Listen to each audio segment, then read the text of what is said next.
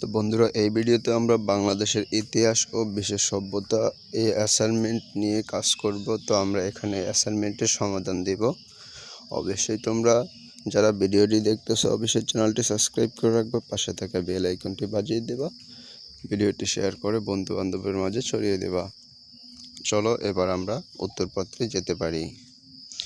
আমরা তার আগে একটু দেখে নিই আমাদের প্রশ্নে কী বলেছে। প্রশ্ন বলেছে প্রাচীন ও মধ্যযুগের গুরুত্বপূর্ণ রাজবংশ শাসন ব্যবস্থার একটি তুলনামূলক বিশ্লেষণ করতে। তো আমরা এখন তুলনামূলক বিশ্লেষণটি করে দেখাবো। এটি একটি জাস্ট নমুনা, তোমরা এর চেয়ে ভালো কিছু লিখতে পারো এটা থেকে ধারণা নিয়ে। তো আশা করি ভিডিওটি সম্পূর্ণ দেখবা, চ্যানেলটি অবশ্যই সাবস্ক্রাইব করে দিবা। উত্তর পর্ব শুরু হোক। তো এই হলো প্রথমেই উত্তর, এখান থেকে শুরু করবা। প্রাচীন বাংলার গুরুত্বপূর্ণ রাজবংশ পাল রাজ শাসনকাল থেকে ধারাবাহিকভাবে বাংলার রাজনৈতিক ইতিহাস সম্পর্কে ধারণা লাভ করা যায়। এর আগে ইতিহাস খুঁজে পাওয়া সহজ নয়। এই সময়কালে কোনো শাসকই দীর্ঘদিন সমগ্র বাংলা শাসন করতে পারেনি, তাই বিচ্ছিন্নভাবে বাংলার রাজনৈতিক জীবনের বিকাশ ঘটেছে। নিচে বাংলা গুরুত্বপূর্ণ রাজবংশের নাম উল্লেখ করা হলো। এখানে রাজবংশ বলতে প্রাচীনকালে যাদের উপর বাংলার শাসন বা ন্যস্তাধীন তাদেরকে বোঝানো হয়েছে। প্রাচীন বাংলার গুরুত্বপূর্ণ রাজবংশ হলো মৌর্য ও গুপ্ত বংশ, খড়গ বংশ, সেন বংশ, বড় বংশ, পাল বংশ, দেব বংশ, চন্দ্র বংশ ইত্যাদি উল্লেখযোগ্য। এবার নেক্সট চলে যাই।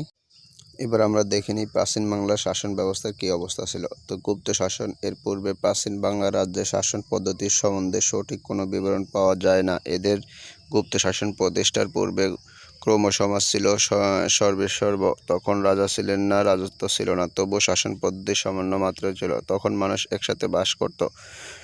গুপ্তদের সময় বাংলার শাসন পদ্ধতির পরিষ্কার বিবরণ পাওয়া যায়। বাংলা যে অংশে গুপ্ত সম্রাটের সরাসরি শাসন ছিল না, তারা মহারাজ্য উত্তরাধিকার মহাসামন্তগণ আলাদাভাবে শাসন করতেন। এসব সামন্ত রাজ্য সবসময় গুপ্ত সম্রাটের কর্তৃক মেনে চলতেন। ধীরে ধীরে বাংলার গুপ্ত সাম্রাজ্যের শাসন চালু হয়।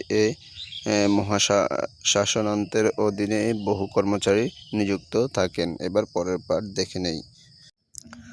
ষষ্ঠ শতকে উত্তর পশ্চিম বাংলার গুপ্ত বংশের শাসন শেষ হয়ে যায়। তারপর প্রতিষ্ঠিত পায় পাল বংশের সময় বঙ্গ নতুন যুগের শুরু হয়। পাল বংশের চতুর্থ শতকের রাজত্বকালে বঙ্গ তাদের শাসন ব্যবস্থা সুপ্রতিষ্ঠিত হয়েছিল। কেন্দ্রীয় সরকারের শাসন বিভাগের সর্বোচ্চ ছিলেন স্বয়ং রাজা। এ সময় থেকে সর্বপ্রথম এবং প্রধানমন্ত্রী বা প্রধান সচিব উল্লেখ পাওয়া যায়। তিনি ছিলেন সর্বকালের প্রধান কর্মচারী। রাজ্যের সকল প্রকার শাসন কাজের জন্য কতগুলি নির্দিষ্ট শাসন বিভাগ ছিল। এই প্রতিটি বিভাগের জন্য একজন অধ্যক্ষ নিযুক্ত থাকতেন।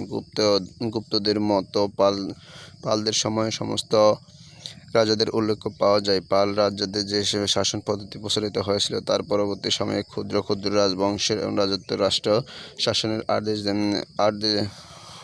আদর্শ হিসেবে তার স্বীকৃতি লাভ করেন। মোটামুটিভাবে এই ছিল প্রাচীন বাংলার শাসন পদ্ধতি।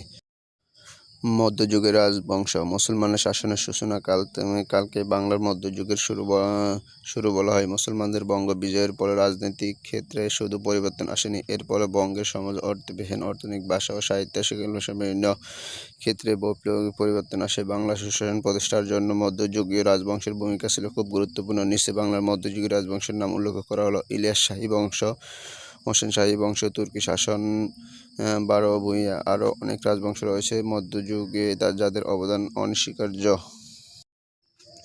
মধ্যযুগের শাসন ব্যবস্থা। বাংলার মধ্যযুগের মুসলমান শাসনের ইতিহাস ইখতিয়ার উদ্দিন মোহাম্মদ বিন বখতিয়ার খলজির নাম বিশেষভাবে উল্লেখযোগ্য। 1204 থেকে 1765 খ্রিস্টাব্দের পর্যন্ত তুর্কি শাসনের ইতিহাস। এই পর্বে প্রথম পর্যায়ে ছিলেন 1204 থেকে 1338 খ্রিস্টাব্দ পর্যন্ত তাদের কেউ ছিল না। বখতিয়ারের সহযোদ্ধা খলজি মালিক আর কেউ তুর্কি বংশের শাসক। মুসলিম শাসনের এই যুগ ছিল বিদ্রোহ বিশৃঙ্খল পূর্ব, তাই ঐতিহাসিক জিয়াউর বারানি বাংলাদেশের নাম দিয়েছিলেন বুলগাকফুর অর্থাৎ বিদ্রোহের নগরী।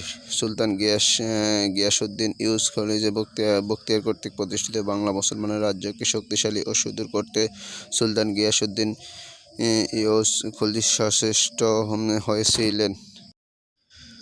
শাসনকারীদের সুবিধার জন্য তিনি রাজধানীর দেবকোট থেকে গৌড় বা লৌখনীতে স্থানান্তর করেন। রাজধানীর প্রতিরক্ষা ব্যবস্থা সুদূর করার জন্য বসনকোট নামক স্থানে একটি দুর্গ নির্মাণ করেন। বার্ষিক বন্যার হাত থেকে লৌখনীক ও পার্শ্ববর্তী অঞ্চলকে রক্ষা করার জন্য তিনি বেশ কিছু খাল নির্মাণ করেন। ইউজ খলজির মৃত্যুর পর থেকে 1287 খ্রিস্টাব্দ পর্যন্ত 60 বছর বাংলার দিল্লি মুসলমান শাসক একটি প্রদেশে পরিগণিত হয়। এ সময় 15 জন শাসনকর্তা বাংলা শাসন করেন। 1247 থেকে 1251 খ্রিস্টাব্দ পর্যন্ত বাংলা শাসন করেন জালালউদ্দিন। তিনি শান্তি ফিরিয়ে আনতে সক্ষম হন। পরবর্তী শাসক ছিলেন অযোধ্যার শাসনকর্তা মালিক ইখতিয়ার উদ্দিন ইউজবক। যথেষ্ট শক্তি সঞ্চয় করার পর মাসুদ-জানি 1255 খ্রিস্টাব্দে মুগিস-উদ্দিন উপাধি ধারণ করে স্বাধীনতা ঘোষণা করেন। তিনি 1257 খ্রিস্টাব্দে নিহত হন। তো আজকের এই ছিল অ্যাসাইনমেন্টের উত্তর। এটা হুবহু লিখতে হবে তা না, তোমরা নিজ থেকেও কিছু লিখে এখান থেকে ধারণা নিয়ে লিখতে পারো। আর অবশ্যই বলে রাখি চ্যানেলটি সাবস্ক্রাইব করে দিয়ে পাশে থাকবা। অবশ্যই বলে রাখি চ্যানেলটি সাবস্ক্রাইব করে দিয়ে বা পরবর্তী অ্যাসাইনমেন্টের জন্য ভালো থাকবা, সুস্থ থাকবা, চ্যানেলটি ভিজিট করে আসবা অবশ্যই।